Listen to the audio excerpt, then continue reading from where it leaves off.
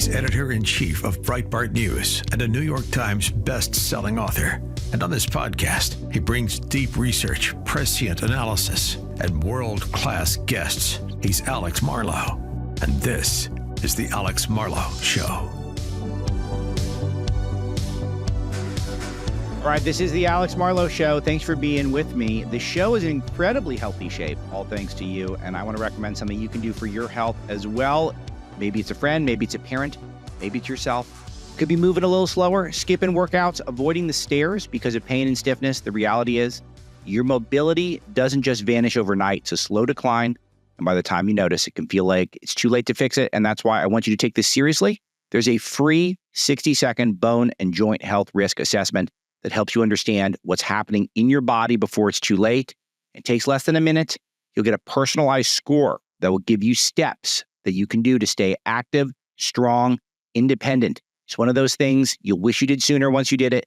Take the quiz now, juvent.com/Marlow, JUVENT.com/Marlow, because your future mobility depends on what you do today. I'm doing it. I'm looking at my Juvent platform right now. I got it in the studio with me, hitting it every day, 20 minutes. Easy. You can do 10, helps your bone and joint health. But most importantly, take that quiz. They will help you get started on a healthier lifestyle, stronger bones. Do we all want stronger bones? Come on. JUVENT.com/Marlow. Great partners as well, which supports the show. We get a lot of news going on right now, and we got a busy day because we're going to get to a guest, Jessica Bowman, who is a embedded reporter who's helping us out, trying to keep an eye on these Astroturf grassroots protests that are they really even protests? And they're breaking out all across the country. They're storming these town halls. It's all BS and funded by the same crew of people who have funded left-wing activism for so long. We got some protest footage. Check this out. This is in Trump Tower today.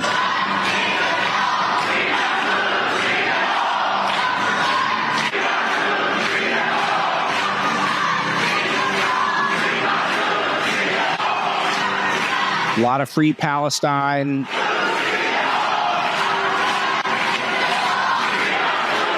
Yeah, a lot of free Palestine stuff, a lot of just pro-Hamas type material there.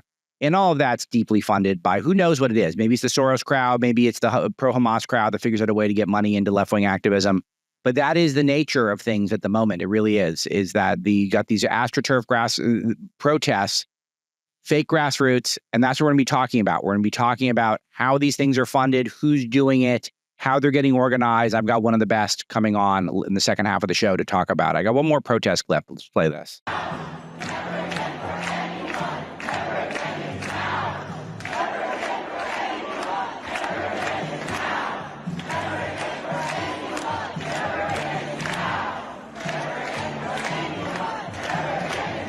Yeah, they're chanting. I can't hear the chants. Again, their chanting game is not sharp, but they're talking about this guy, Mahmoud Khalil, who is this activist student who is pro-Hamas, pro-destruction of Western civilization, on a green card, and Trump wants to deport him. Look, you should not be protesting anything if you're in this country as a guest. You should protest nothing. If you want to write a polite letter on your blog, that's all fine. That's free speech. But being out there and doing anti-Western civilization, pro-Hamas protesting, it's going to get negative attention on you, and I don't have any tolerance for it. We are in a war for Western civilization, and we are not going to win it if we are overly tolerant of people who are guests in our country who are here to subvert the country. So that's the point, and that's why those protests are breaking out. Also could be breaking out peace in Eastern Europe, perhaps. Putin agreed in principle with the U.S. proposed 30-day Ukraine ceasefire, but there's a lot of buts in here. So in principle, he's proposed Witkoff's over there in Moscow negotiating with him now. He says more discussions are needed. Here was the part that I thought was the most important line. I've got a long clip of him. I'm not going to play it for the sake of time. But Putin said the deal must proceed from the facts that this cessation should be such that it would lead to long-term peace and eliminate the root causes of the crisis. So the root causes of the crisis. And so what does that mean? What is his view of the root causes, and will he spell out what those are? I think he largely wants a lot of that territory. I think, of course, he wants Crimea. Of course, he wants some of those territories that he took in the Obama years. Does he want the Donbass? Does he want the Donetsk, the stuff that he tried to take during Ukraine? Is he going to insist on that? I don't know, but I guess it was the Donbass that he got in 2014 in Crimea. Donetsk and Luhansk, that's the stuff he was trying to take recently. Sorry to smile. It's just keep up with this stuff. It's very foreign. And a lot of it was part of the Soviet Union. He obviously wants all of it back. And those places, Donbass and Crimea, seems to be mostly Russian at this point. So I think he's going to lock in that. But is he talking about NATO? Is he talking about making sure that there is no partnership between NATO and Ukraine? Is that enough to appease him? I don't know. I don't know what he's going to ask for. And that's the nature of these negotiations, is that we don't always know what they're going to insist on in the end. But Putin, in principle, has agreed to a ceasefire. That's positive, a win for Trump if it happens. But again, ceasefires come on and off again, as we've seen in the Middle East throughout the years. So positive development, but we really want to bring this war home. And can we do it? Can all sides negotiate, especially when Putin obviously is going to be a fierce negotiator and Zelensky looks increasingly crazed with his demands, which are getting more and more intense. All right. Next thing, we're keeping an eye on the government shutdown. Government should shut down tomorrow. I'll try to make a bigger effort. Right after the show, I'll go and try to see what I can rustle up in terms of some real insidery guests for tomorrow's show, hoping for that. But we are headed towards a shutdown tomorrow night because the Democrats are refusing to go along with anything that the Republicans have proposed in terms of spending. And it is perhaps going to lead towards a shutdown. But then who will get blamed? We don't know. Traditionally, Republicans have been blamed for every shutdown. This is one where all the Republicans will have supported the spending bill, a majority in both houses of Congress. But you got to get to 60 votes with the Democrats in the Senate. And there's no indication, that, as far as I can tell, that there are 8 Democrat senators who are going to back this bill. Again, we're also far enough out from any midterm election where perhaps they think they can get away with it. So I got a feeling they're going to shut it down, or they're going to make some sort of crazy demand that leads to some sort of broader debate. But I think this is interesting because I think by and large, the people would like to see the government open, to see Trump continue to do his work on the border, to see the government to do its work with DOGE cutting. But the Democrats, I think, are locked in here. So here's Pramila Jayapal, who is one of the most vocal left-wing members of the Congress. And she's explaining where the Democrats are at. Now, again, she's representing the left flank, but the left flank is almost entirely dominant in this party. Let me give you a taste of this. 7 Democrats vote against this, even though the consequences of a government shutdown would be a disaster for the American people. Well, that's exactly why it is exceedingly rare. I think there's only been 1 or 2 times in history where the party in control, the Republicans, have actually allowed a shutdown on their watch because they know they own it. And in fact, Vance was in the House Republican Caucus saying that if there's a shutdown, the American people will blame Republicans, which is exactly right, and they should. The whole theory of negotiation and 2 parties is that if you need Democratic votes, which you do in the Senate, you do for this motion to proceed, this cloture motion, as you said, you need at least 7 Democratic votes there, then it is up to Democrats to use the leverage to negotiate for the American people. Look. Okay, so this is actually a pretty clear description. I mean, there's not that much to dunk on at this point. It's I got to dunk later. I'll fast forward to that in a moment. But this is exactly right. It's traditionally Republicans have gotten blamed.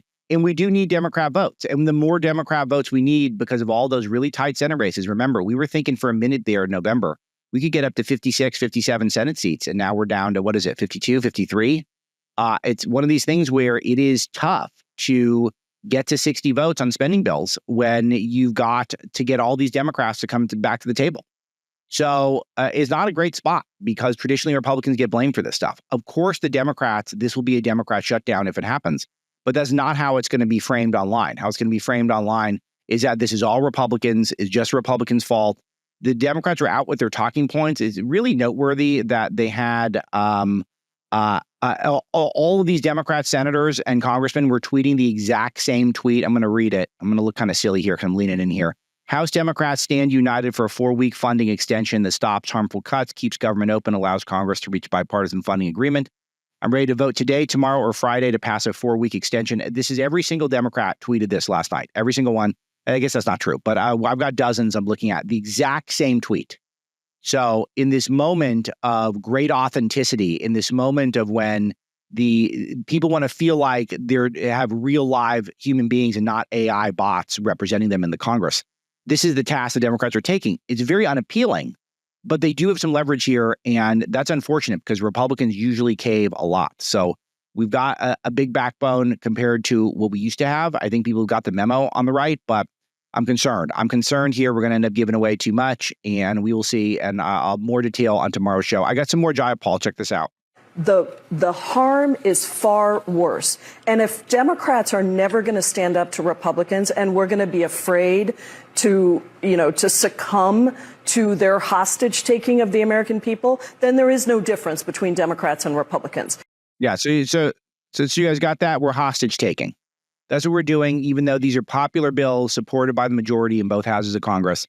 And they cut the government, which we haven't done. They cut out pork, as we talked about with Congressman Perry earlier in the week. Funds immigration enforcement, which is popular. Funds DOGE, which is popular. So it's really interesting that they're going to lock in on this and try to see what happens. And we'll see. I mean, they've got this ability just to run full steam into walls and go through them. They've done this over the years. Chuck Schumer, I don't know how he does it, but he is constantly able to bully Republicans into getting stuff. He has been forever, and he's going to try to do it here. That's my prediction. All right. Speaking of, Schumer also is claiming all their talking points they're not real. He's claiming Musk wants to eliminate Social Security and Medicare. That's what he's doing, which is not true. So we got a fact check on that from John Carney of Breitbart News. But I've been saying this over and over that they have these straw man arguments that to pass this bill would lead to cuts in Medicaid, Medicare. I played Maxwell Frost earlier in the week saying the same stuff, cuts to Social Security. None of that's in there.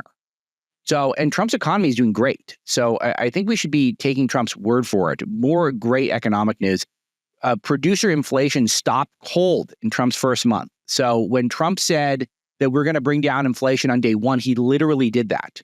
So we finally got these numbers in from February. Core producer price index and final demand declined by 0.1%. So goods and services, which excludes food and energy sold by U.S. businesses, came down. So broader indexes were flat for the month, indicating there's no inflation at all in Trump's first month. No inflation at all in Trump's first month. So all of you who doubted that he could bring down inflation on day one, I didn't even know if it'd be day one. I knew that was the right thing to say, and I knew he would bring it down. I didn't know it would go down to zero on day one. Amazing. Or not to zero, but again, no increase in inflation. So unbelievable. He brought down the prices starting on day one. It's really, really cool. Really, really cool stuff. So, all right. So, and then he is now pushing his weight around, talking about bullying. He's now threatening Europe with 200% tariffs on wine and spirits. I'm already seeing a lot of people online doing hand-wringing about this. Is one of Trump's greatest conquests in his first administration. He tells this story all the time, and I think it's his favorite story, is how he was able to extract a lot of great things from France by threatening tariffs on wine. And he has this amazing story where he does a Macron accent, and I recreated it on a different show where I feel like I'm less crazed to get through the news. But he really does believe that this works, and it has worked. It worked last time. And we just saw the French, as well as much of Europe, impose the EU 50% tariff on whiskey. And this is what Trump is talking about. So you got to read the whole context of Trump's truth bomb. The European Union, one of the most hostile and abusive taxing and tariffing authorities in the world, which was formed for the sole purpose of taking advantage of the United States, has just put a nasty 50% tariff on whiskey. If this tariff is not removed immediately, the U.S. will shortly place a 200% tariff on all wines, champagnes, and alcoholic products coming out of France and other EU-represented countries. This will be great for the wine and champagne business in the U.S. So, of course, Champagne is a region in France. So I like this troll, though, because this triggers all the lefties. So if it's made in America, it's a sparkling white wine, if anyone was curious. But I like the troll. But he's so right about this, is they tariff our stuff, and we're just supposed to take it. We're supposed to just accept it. This is the whole myth of free trade. Free trade was a myth. That's why Trump talking about reciprocal trade is the exact right talking point. I was promised my whole life we did free trade. NAFTA was all supposed to be about free trade. It's not free trade. It's America gets rolled. And because America's leadership class, for whatever reason, has never operated as America first. We always have a bleeding heart for other countries all over the world, but not for American citizens. We were content to get rolled by tariffs. So Trump's not standing for it. So he says 50% tariff on whiskey is nasty, so I'm going to 200% tariff you on wine unless you take it off. And my prediction is it's going to work. The other thing that I was thinking about is how he's still trying to get everyone to pay in their fair share in NATO, which no one's doing. Still, we've seen improvements, but not everyone's doing it. So I'm wondering if that's a looming thing. I'm wondering if he's got even more beef with Europe than just the trade. I mean, he's got to think that, they've supported because they're dependent on Russia for energy. That's not great. The fact that they are so weak that Putin felt like he could invade Ukraine without much consequence. All that's tied to Europe. So I don't think Trump's very happy with Europe right now. I think this is all playing out. So we got a really interesting clip here. This is from Emma Tucker, who's now, I guess, the editor-in-chief of the Wall Street Journal. And just to let you know, Wall Street Journal, better than most, but particularly their news coverage has become just standard left-wing MSM stuff. And their opinion coverage, even though it veers right, it's this old guard Republican establishment, free trade, China's not that bad. It is globalist. It's a globalist right. It's the establishment globalist right.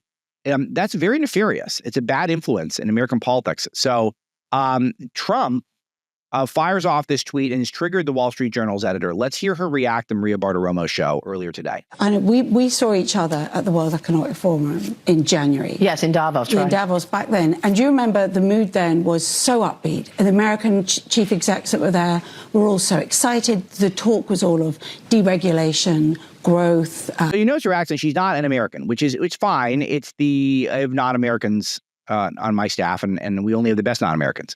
I'm just saying that it's that perspective that we're America first country now. And our politics are about protecting Americans and having things grow in America. And you've got someone that you'd import to lead one of our biggest publications from Europe. I'm sure she's qualified, all that stuff. I'm not doubting her credentials. But the credential class is part of the reason why the country is so divided. The credential class looks out for themselves before they look out for the American citizens. So you get someone with credentials, but is not vibing with the America First movement, then there's going to be a disconnect here. So it's going to happen. So also note that she unironically says the vibes were great at Davos. That's pretty sweet, right? It's a pretty sweet comment. No tax rises, boom, boom, America. And Europe was absolutely stuck in the doldrums, very unhappy. But it's very interesting how that mood has shifted pretty much since all the tariffs started coming in. I think businesses realizes now Trump is serious about this. But the problem they've got is that they're being imposed in a very haphazard way, and that's creating so much instability. Then along comes your interview. This is somewhat true. This is why I was critical, and I've criticized Trump for almost nothing thus far. But I did not like that there were a couple of tariffs that were put on that were removed, and the back and forth of the waffling is not good because Trump is going to have a lot of brilliant old school minds around him. He likes to always have the smartest people in the room around him, the most accomplished. And a lot of those people did buy in the free trade myth. So not everyone is on board. Not everyone's a Scott Bessent who's in the room. Luckily, I think he's got the best guys in the best spots. But we do have to keep an eye out of the free traders who are still there. So I think that actually is true, that we want to see some consistency. I think that will make for stability. And Trump refuses to rule out a recession. He's talking in a kind of no pain, no gain kind of way. And I think, chief execs, businesses, they're slightly floundering because they don't know where to look now. Yeah, and one of the main stories in the Journal today, CEO frustrations with Trump over trade mount in private. So there you go. So this is the Wall Street Journal just trying to sabotage Trump. Like the CEO frustrations mount. We knew we were going to get this. They're trying to make a divide. They would like to see the economy get worse, because if the economy gets worse, then they can go back to their free trade globalism. So they're writing a self-fulfilling prophecy here for the Wall Street Journal, and Trump should be outraged. Let's see if he does get outraged, but I want to play a little more of this. The president has been speaking to lots of CEOs this week. He was at the Business Roundtable, and of course, lots of CEOs told me at the Business Council they're not sure where things are going. What do you think the conversation is in boardrooms today in terms of how these companies are going to adjust to this new policy of tariffs? Well, I think one thing's very clear from our reporting is they're reluctant to say anything publicly. I think that story that is about this roundtable of business people. There were some sort of informal polls where the chief execs there said the stock market would have to drop by 20% for them to talk out. So I think they've accepted that the tariffs are here, and what they want to know now is which ones are staying, which ones are going to be dialed back. All right, so I think it's a good sense of where we're at. Trump was triggered by this interview. He says the U.S. doesn't have free trade. We have stupid trade. The entire world is ripping us off. And he had another truth bomb. Where is this thing? Where did I put this?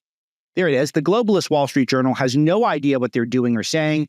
They're owned by the polluted thinking of the European Union, which was formed for the primary purpose of screwing the United States of America. Their Wall Street Journal thinking is antiquated and weak and very bad for the U.S., but have no fear, we will win on everything. Egg prices are down, true. Oil is down, true. Interest rates are down, that's true. Tariff-related money is pouring in the United States. The only thing we have to fear is fear itself. He says, it's great. It's great. It's a great battle. It also sets up, people like us. Look at this headline from today. Consumer angst is striking all income levels. And these are left-wingers who are reading too much the Wall Street Journal. That's where the angst is coming from. You guys feeling a bunch of angst? I'll tell you, if you are feeling angst, then you just buy gold. Gold hit a record high. And I do not have a gold ad today, but I will say I have great partners at Priority Gold. The original Breitbart, they're getting a freebie here. The original Breitbart advertisers. Just go to prioritygold.com. Gold hitting record high today. If you're insecure, go get gold. Fine. Do that. And if you're not insecure, chillax. So it's give Trump a chance to work. Let him cook. He needs to be able to cook, right? I want to see him cook.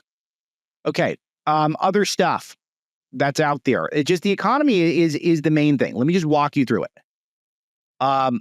No Social Security being discussed. Key inflation indexes are below expectations. PPI is negative. CPI is below expectations. Inflation is falling. If the recession is coming, like people are talking about recession, unemployment is not rising. Unemployment is lowering. So how can you have a recession when you have, if you don't have unemployment on the rise? So the stock market is going through some sort of a correction, a recalibration, as John Carney's put it for us at Breitbart News. And there's going to be a lot of private sector funding and decision-making that's going to have to be reset. Some businesses did very well during Biden that are not going to do as well under Trump and vice versa. This is what I'm saying. We got to give this a little time. There's going to be a little detox when you completely reset the scheme of the current administration. So, and I like that Trump is not looking at the stock market like it's his boss. This is one of my main criticisms of Trump in his first administration, that not everyone is deeply invested in the stock market. A lot of people are much more concerned about other elements of the economy, whether it be home prices, interest rates, employment levels, inflation. People are more concerned about that stuff than how the stock market's doing. And Trump did the first term look at the stock market like it was his boss. He's not doing that now. So, and also, what would really help out a lot? Some tax cuts. Tax cuts would be really good. So let's look towards that, and we will have, I'm sure, tax cut discussion coming up soon. All right, other things in the news that I want to hit you with before we get into our interview. A federal judge has ordered Trump to reinstate tens of thousands of federal workers. The lawfare continues. This is U.S. Judge William Alsup ordering Trump to reinstate tens of thousands of probationary federal employees. The fact that a lot of people are saying this is one of the biggest rejections so far of any of Trump's executive orders.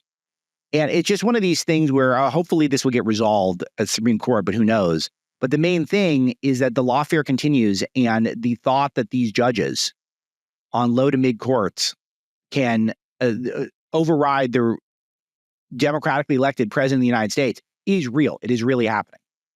So the lawfare continues. Tanya Chutkan, famous for the Jack Smith cases, she had ordered Elon Musk and Doge to disclose plans and personnel. Just the idea that these judges are just going to, they're acting like hall monitors to police Trump and Doge. That's how they see their responsibility. That's what they were picked to do. And that's what they're going to fight tooth and nail. And it's going to be very hard to stop them. So that's why Trump's shock and awe approach, trying to accomplish as much as possible so that the lawfare crowd cannot organize fast enough to try to stop everything, is very important. In the meantime, Trump's expanded ICE detention space for criminal illegals while Democrats are going all in on sanctuary policies. A big story from John Binder right there. So Democrats are in this position where if everything Trump does is wrong, they're going to go on for more sanctuary policies, which are terrible for those cities where they're going to be in place, but good overall in the sense that these are unpopular issues and allows for us to keep running up the score, which I've been talking about a lot. So Trump, in the meantime, usually guys saw the Tom Homan clip. He's just eating an apple. All these protesters in his face. So relaxed, so chill. He's righteous here. And his righteousness is all about the fact that we are going to do the deportations, get them done, and the country's going to be a better place. And he's going to be potentially a historical figure if he writes this wrong. All right, Pete Buttigieg. He's not going to run for Senate. So he, remember, was a small town mayor or medium-sized mayor, used that to run for president, did okay, good enough to get leveraged. The transportation secretary job, did a terrible job. So my favorite parts of Breaking Biden is dunking on Buttigieg and the terrible job he did is transportation secretary. And then he, I guess, was thinking of running for Senate in Michigan, though I don't know how much he's ever lived in Michigan or what his connection is to Michigan. But always the politician thinking of running for Senate in Michigan, but now he's not. So what's that mean? He's going to run for president, right? He's going to run for president. So I'm looking forward to this. I want to get a big field. There's a lot of thought that maybe Kamala Harris could vaporize the whole field for 2028 Democrats. Now not necessarily looking like that's the case. Newsom obviously is campaigning very hard already. We caught one at Breitbart, which I think, did this come from the new book, the Fool's Gold book? It didn't. Okay, but we could have those authors on. So there's a new book out called Fool's Gold on California and some of the problems under Newsom. But California is now borrowing or being forced to borrow $3.4 billion to pay for Medicaid for illegal aliens. So in the meantime, Gavin Newsom's just going on podcasts, rehabbing his image. So Newsom's going, Buttigieg is going. You got to figure Harris is going to run. Maybe not. Maybe not. Maybe Harris will come back and be my governor. Sad in California. But this is my favorite one of the day. Tim Walz. He's going on a tour of Republican House districts to tell Americans to fight back against Trump. Who's funding this tour? I would like to know that. Who's putting the money up behind Tim Walz? Weirdo Walz. Check this out. I'm going to go out there and make sure that those folks down in Iowa know that their rep doesn't want to come talk to him, but he voted for this stuff. He voted to defund these things. He voted to make it impossible to talk to the VA and cut 70,000 people to care for our veterans. By the way, many of those 70,000 veterans themselves. So I think, again, this is us going out and talking to people, making the case that people are absolutely clear that both parties are not the same. One stands with Elon Musk, the billionaires, and the dismantling of America as we know it, and one that's going to be there for their families. And who do you think is funding this? You think it's billionaires? I think it's billionaires. I think it's the grassroots. I think all these stories coming out of ActBlue, which is their platform where they're able to get these alleged, small dollar donors, is that there's huge crisis over there. We should do a big ActBlue show, break that down. But there's the small dollar donors are drying up for Democrats. They're much less popular now. So he needs the billionaires to fund this. And notice how he's going to Republican districts, but he announces this on All In with Chris Hayes on MSNBC. So he's really trying to reach across the aisle here. No, he's trying to win a Democrat primary. And he thinks that this is, if he's going to run for president, this would be a way for him to do it. Did he do this when he was running for vice president? I think he did a few, but he didn't do like some sort of robust town hall agenda where he was going out and speaking to everyone. He spoke to a few town hall. I don't think that at this level, some sort of major tour. And how many people are going to go to this? You guys really excited for a lot of Tim Walz stock? If Tim Walz shows up in your area, you're going to get that, try to get that front row seat. And if we're not out there, Donald Trump, all the podcasts, all the money will fill that void. Yeah. So, yeah, I'm going. And if they ask, I'll go. And look, I hope people show up at that town hall and say, look, Governor, what are you offering? Are you offering anything better? That's fair. But not to turn your back and not do it, it's dangerous. It'd be nice for him to say what he is offering. This is one of my many beefs with Democrats right now is they don't even bother to offer what the alternative is. They just say buzzwords like Elon Musk and billionaires, and we're just supposed to all be like, "Oh, that's bad. Must be really bad." It is also noteworthy how Walz, one of the weirdest guys in all of American politics, cast Republicans as weird and off base. This is a tactic they use, classic projection, and no one more embodies this than Congressman Sarah McBride, who acts as though he is a woman, though he is a man. And we're all over the trans stuff now, but here is Congressman McBride talking about the Republicans' obsession with him. Here's this clip. We will not take a lecture on decorum from a party that incited an insurrection. I appear to live rent-free in the minds of some of my Republican colleagues. Okay, so that's a dude. Okay, but second of all, more importantly, pay attention to the content that's being offered. Is Congressman McBride going to say anything that actually appeals to independent swing voters? No, which shows you that the left is very concerned that their base is leaving them. Again, I mentioned that small dollar donors drying up. These town halls have to be astroturfed. There's no comparison between the size of the protest now to what they were when Trump won in 2016. They've lost so much momentum. They're so lost. They're fledgling. And this has become a talking point I feel like is getting really mainstream on the right. I'm seeing a lot of other commentators pick it up. You guys have heard me talk about this a lot. I've never seen them at this weakness. So all of this is doing more culture war stuff that the Democrats are obsessed with. She's about to say, or he's about to say, see, you get messed up here. He's about to say that the confusion, that's the whole point of it. He's about to say that we're the ones obsessed with the culture war.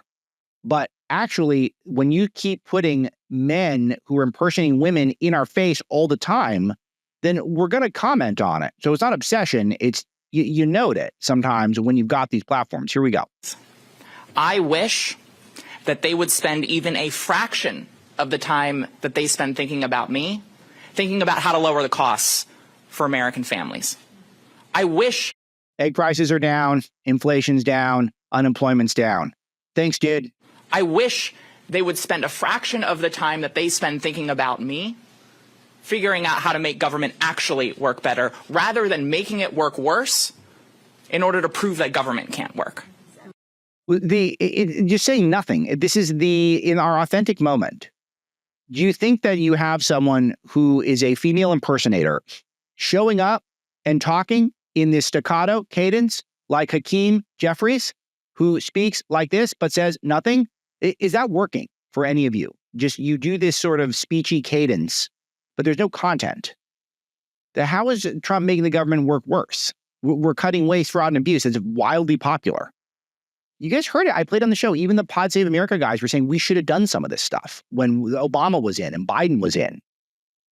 So their choice is either continue to pander to the far left or is to work with Trump and Republicans and maybe even say, I think they could do a better job. That's where they would have a chance. They could start working to cut stuff and then maybe find some place where we're not doing a great job and then criticize us from that perspective. But instead acting like it's such an outrage that Musk wants to cut the government. All right, here we go. Can't work. They are obsessed with culture war issues. The Republican Party is obsessed with culture war issues. It is weird and it is bizarre. And the American people deserve serious legislators, serious elected officials. Now, I got to say, I believe Congressman Sarah McBride is obsessed with culture war issues to the point where the congressman is attempting to become a woman, even though biologically that's impossible. So there you go. We're the ones who are obsessed because we find it disturbing to have women lose every single podium spot in a track race to men. That's why we feel like it's not great when people like Peyton McNabb get brain damage in a sporting event because she is forced to compete against a man who's impersonating a woman. So that's not us being obsessed. That's us wanting to have science and order, rule, as opposed to you weirdos who just want chaos all the time. So in the meantime, Trump's bringing down egg prices and bringing down inflation. And you're saying we're the ones obsessed with the culture war. No, not at all. But still worth a mention because of their projection, the weirdest person in the Congress acting like we're all the weird ones. So we're not obsessed. You're just imposing yourself on us. And we'll give a little bit of commentary, halfway through a podcast for a couple minutes. And then we'll move on. We'll move on back to slashing prices. All right. Now here's our interview with Jessico Bowman, who is a really terrific journalist who is doing work that really a lot more people should be doing. But it's important to profile the people who are getting their hands dirty in journalism. Here she is. Check this out. I cannot wait for this moment. It's coming up, and it's going to be brought to you by Best besthotgrill.com. Solar infrared grills heats up to about 1,000 degrees in about 3 minutes. So easy to do. Doesn't matter if the weather's cool. It's got that type of technology. Cutting edge stuff, made in America, great products, great people, great sponsors of talk radio. You know, they're on all my favorite shows. So besthotgrill.com. I will be using mine tonight. And if you had one, you would be too. besthotgrill.com, Solar infrared grills. We got a great guest for you today. Jessica Bowman is here with me. She is the National Secretary of the Republican Liberty Caucus, but also a prominent ghostwriter and researcher in the conservative space. I know you've read some of her stuff, even if you don't know that you've read it. And she's helped us a lot investigate a group called Indivisible, which has sort of hijacked a lot of the Democrat grassroots. But again, what is the Democrat grassroots? Most of it's Astroturf anyway. And they've used it to mount what is left of the fledgling resistance against Trump. And I think this is very relevant right now because I've had the suspicion for a while that I'm pretty sure that these town halls and alleged protests that are showing up aren't really what they seem. They're really some sort of a funded group of Astroturf professionals who are there to cause problems and not really to fight for the people. So, Jessica, thanks for joining me. I want to hear a little bit about your background. What can you share with the audience? Because you got a pretty interesting story. Absolutely. So, I'm Jessica Bowman. I am a grassroots, more libertarian-leaning Republican. I'm the National Secretary of the Republican Liberty Caucus. I've been in this position for going on about 2 years now. I really enjoy activism and I really enjoy researching. And it really troubled me, the state of our country and the fact that there is a communist takeover of our country where we have these individuals that are pretending as if they're grassroots when they're really not grassroots. And they're operating as if they are. And it's not going to help the future of our country because these people, they want to do away with our Constitution. And so I really heavily got into it. We used to be political donors, real estate investors. It's just really important to me and for my kids' future. So tell me about how you got turned on to this group Indivisible for your research, because you've really done a lot of extensive work on this. A lot of it we've covered at Breitbart, but just to refresh people who aren't aware of it, because this is, I think, one of those. I feel like this used to be the entirety of the left-wing grassroots was all just this AstroTurf operation, but this seems to be one of the biggest, most nefarious right now. But tell us about this group. So ahead of the 2020 election, I was starting to look into where the left is funneling money and also how they're getting so organized. Because they started getting really organized, they started investing in technology, and they started doing more what I've seen in the Tea Party and in my involvement in the Tea Party. And so, like, what's going on here? I'm watching them actually use coalition tactics and, as you said, AstroTurf, looking as if they're grassroots and showing up and trying to challenge the Trump agenda. And that was what we saw under the resistance movement. So I actually found a group that was responsible for it, and I really started tracking them and eventually infiltrated them. And in doing so, I was learning that, wow, they actually stole a document from the Tea Party and they made millions of dollars off of it. So they were completely funded by millionaires and billionaires and all of their type of organizations to operate as like a manager between all the different leftist organizations that they have, whether it be like a 501c3, 501c4, or PACs, or even like promoting candidates. They claim to not do that, but they most certainly do promote candidates. So I saw them doing that, but also I saw them undermining everything that President Trump was trying to do by targeting both sides of the aisle, Republicans and Democrats, and calling them out when they don't vote accordingly, using multiple tactics like phone calls, emails, showing up in their offices, holding town halls. Even if the member of Congress won't show up, then they would hold an empty seat town hall or have like a cardboard cutout of these members of Congress. So when I started seeing them do that, I was like, wow, this is really interesting. They absolutely did take this from the Tea Party, and they openly brag about it in their Indivisible guide. So they formed in like 2017. I discovered them probably about 2019. And that was really when they were starting to make some more traction. Now they're full-fledged. They're like fully operational. So who funds them? Who do we know funds them? And this could be a complicated question because is there a chance that they're funded by not just some of the big names that we know of who I'm sure are involved, but I always wonder if whether or not some of these government grants are ending up getting back to some of these groups. They're absolutely getting back to these groups. You have to remember that, like, Ezra Levin, he was a policy wonk and he worked under the Obama administration. He absolutely knows how it works in government. He knows how to get the money from government. They openly brag about that in a lot of their toolkits and their Google Drive documents. They brag about like how they're able to get money, how they're able to get grants and things like that. And then Leah Greenberg, she worked for the State Department. So they're fully aware of these things. And so do I think USAID like funneled into them? Absolutely. I really do believe that it did. And also I believe that they're getting additional money, and I've actually seen it in their reports, and anyone can go and look at the FEC filings under Indivisible action, and even particularly look at the one for Arizona too, because, they were doing that abortion push in Arizona. So there was a lot of funding that came in, and it comes in from like old eras. It comes in from like people like Reid Hoffman. They were really funding Indivisible because of all the different protests that were taking place. And also trying to promote like Nikki Haley over Trump. There was like this push to go get out and vote Republican primaries and to, masquerade as if they're Republicans. And that's what they do. They go in front of their members of Congress. They pretend like they're, Republicans. They don't go as if they're a coordinated group. They go like as if they're grassroots in front of their members of Congress in order to pressure them. And so we already know they're funded by George Soros. I mean, there's direct information on the Open Society website. They have a 2-year term right now. So they received funding in 2023, and they're under a 2-year termed grant with the Open Society Foundation. So they're going to continue to get money from that. They've gotten it every single year since they started up.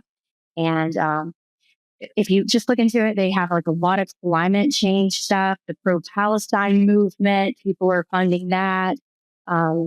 It just like they claim to be fueled by grassroots, but truly they're not fueled by grassroots. They're actually fueled by millionaires and billionaires in our country that are all left wing and looking for representative democracy.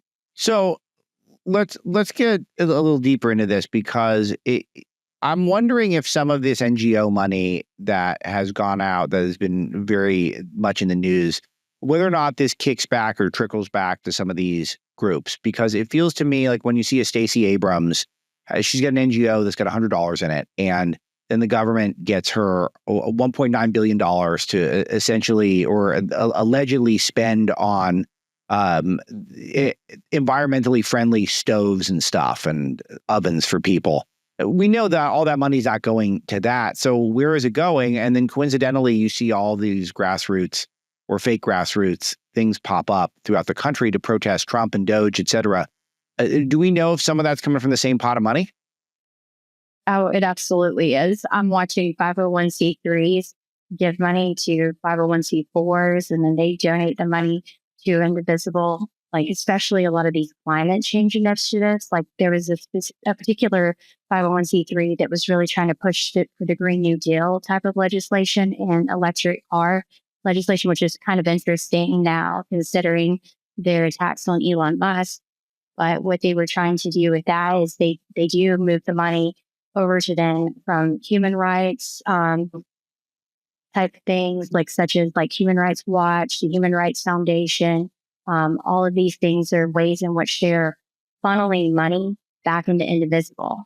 And so, yeah, I do believe, and I do know that they're NGOs, and they're getting the money directly from them that are coming in from various sources. So what was your reaction when you saw these protests start popping up, the anti-Doge protest? Did you feel like that? Did your brain go exactly where mine went? Oh, I'm pretty sure your brain went to like, oh, they're trying to stop this information from coming out because they know that they have their hand in the cookie jar. Is that where your brain went? Yeah. So you infiltrated this group. So what does infiltration look like in 2023, 2024, 2025? It doesn't have to be physical. A lot of this stuff takes place in chat rooms and message boards, but it's because you're out there, you're talking, you do interviews. So what was it like to infiltrate? How do you do it? Because obviously you're pretty confident you're not going to get found out, even though you're doing stuff publicly. So I'm curious how that even works. Creating an alias, and it's really easy because they do so many things online. So most of their information is kept online. Like they send out like different action alerts and videos, and they're brazen about it. Like Indivisible doesn't care. They post all this stuff on YouTube. So a lot of the stuff that I get is more on the back end, like some of their toolkits that they try to keep resources for members only. But it's really not hard to join. I've joined a bunch of their Indivisible groups at grassroots levels. You basically just set up an alias. I have so many, it would be really hard for them to like really weed me out. They'd have to start really focusing on people that show up in person, and they don't want to do that because they really need people to show up. They don't always get people showing up. And so it's so important to them to have people that are actually there in person for these protests, or otherwise they have like 5 people that they're recycling. They really don't want to cut out someone like me that they think is probably active and trying to get involved and spreading the word and making phone calls to elected representatives, because they have all these different tiers. They would encourage you to show up in person to pressure, members of Congress or even on a local level, elected officials. But at the end of the day, they really need people that are, sending out those emails. They have this technology called ResistBot that they use where it automates like emails, and they already have like a predetermined script, and it like sends them like multiple times every single day from all these different people with like a click of a button, and it like backs up to a Discord server.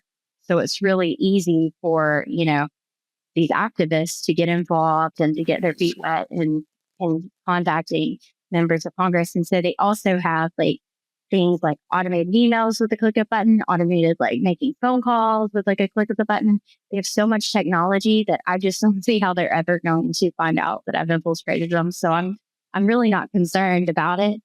And I also have people that have joined their groups that feed information to me, groups that I'm not in. So there's that as well. Because there's people that like to work on both sides of the aisle, no matter what.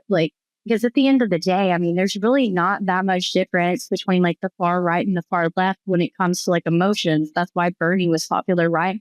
It's just they have bad ideas.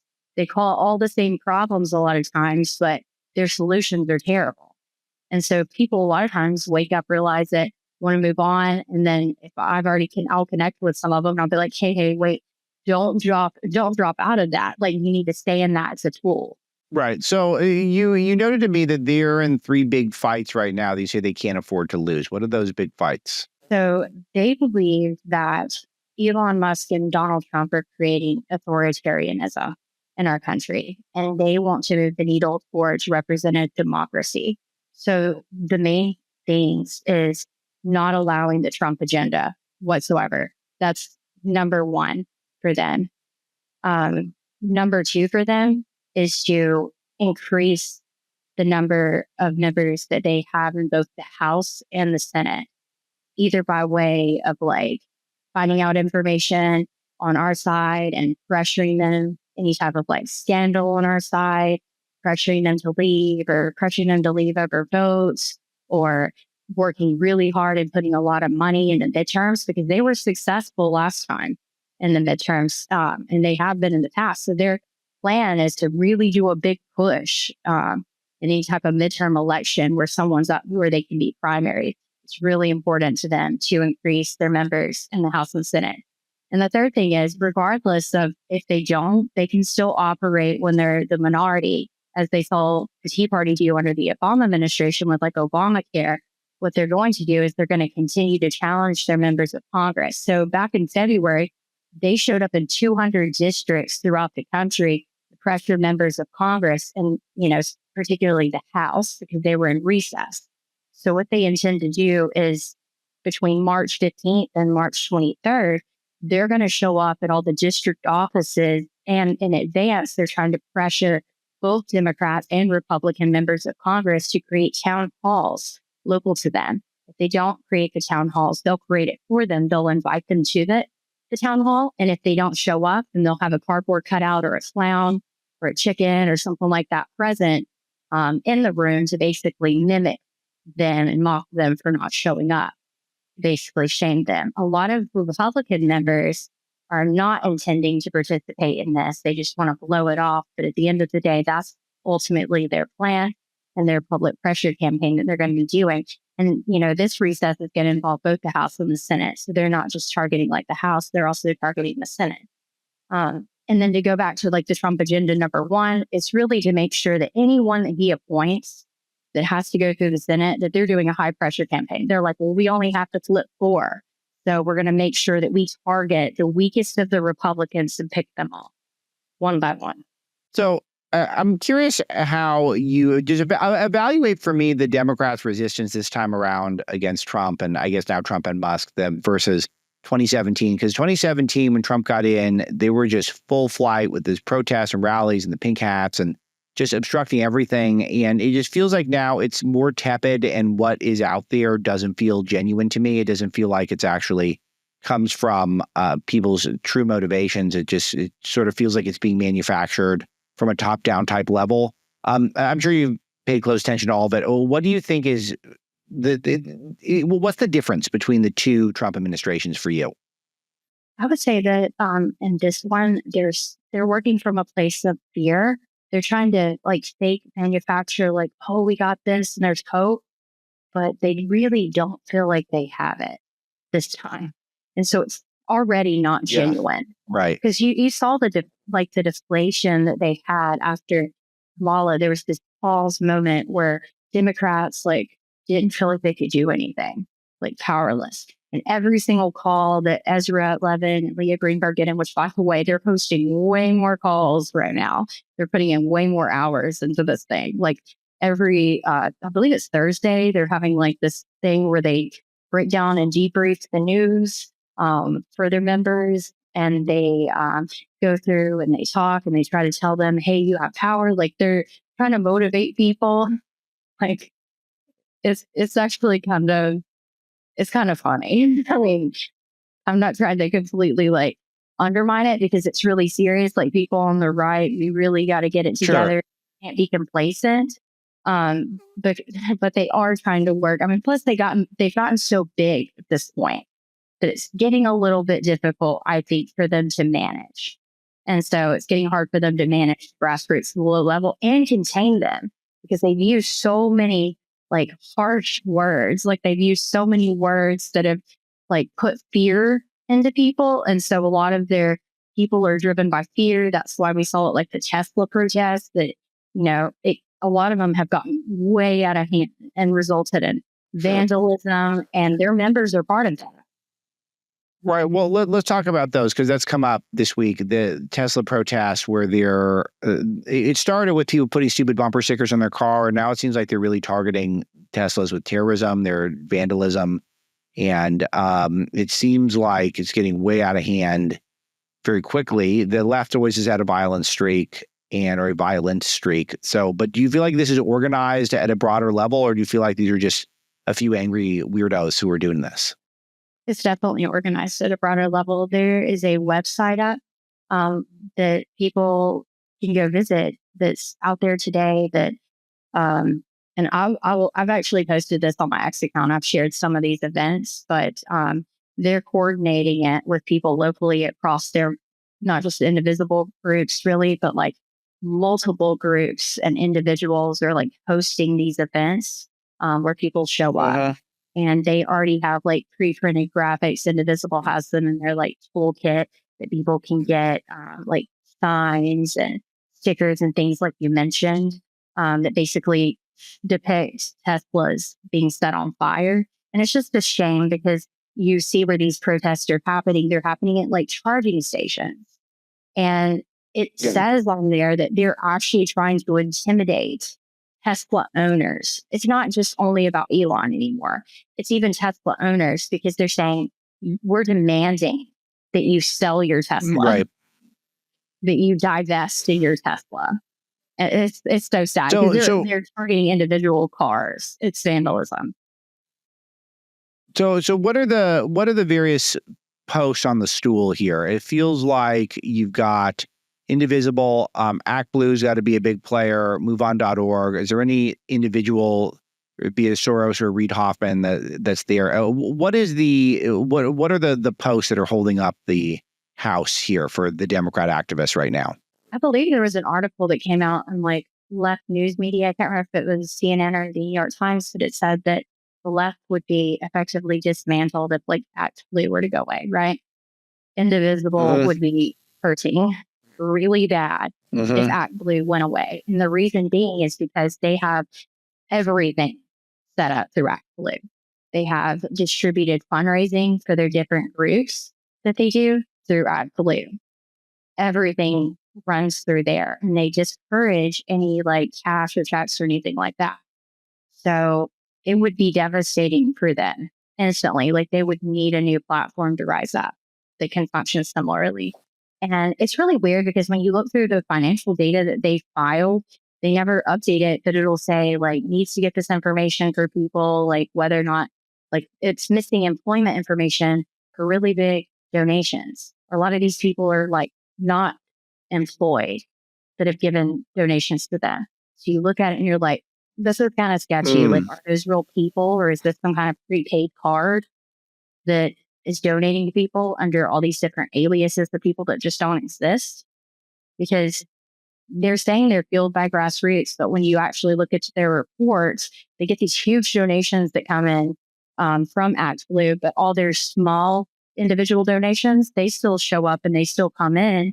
And when they do, they can't get anywhere near the donations that they're receiving from various PACs and issue-driven organizations, and then even millionaires and billionaires. There's tons of people that are in this group called the Patriot Millionaires, which is just a bunch of liberal millionaires that have formed together to basically challenge Trump.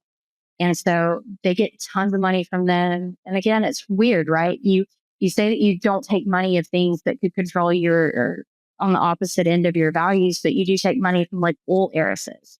And you do take money from people, and then you say you don't fund any particular candidate, but you gave like almost $100,000 to Kamala Harris. And then we know you were directly communicating and directing the Biden administration. So it's just really interesting, right? Are there any new players in the space this time around in terms of, because the right is all these different characters popping up. But with the left, it does feel like the same familiar faces. It doesn't seem like there's any big movers and shakers that have emerged at a public level. But are there any, in terms of a group level, are there any groups that you're concerned about right now? Not really, because they all like rebrand. So what they do is if one gets like too hot or one of them becomes like less effective, then what they do is essentially they'll like either rebrand it, like rename it, or they'll shutter it, or they'll just like change its like issue focus. So it's all the same like recycled groups that are popping back up. And honestly, all the people that are in the groups are essentially the same people. So you'll see like people that are doing like the Rise and Resist and all these different organizations, they'll just recycle the same people over and over again at these protests. And oftentimes use like the same signs, like no dictators in the U.S. or Musk for us and things like that, and all their catchy catchphrases. But I have not seen anyone just emerge out and become like more front runner in the left. They're really depending on select members of Congress that are activists. I would say like the newest member that they're really pushing on is like Maxwell Frost. They had him like a month ago in one of their YouTube streamed polls that they did with like MoveOn.org and like a teachers union, because they're trying to, prevent the dismantlement of our of the Department of Education, because they love the Department of Education. It keeps people indoctrinated into their beliefs.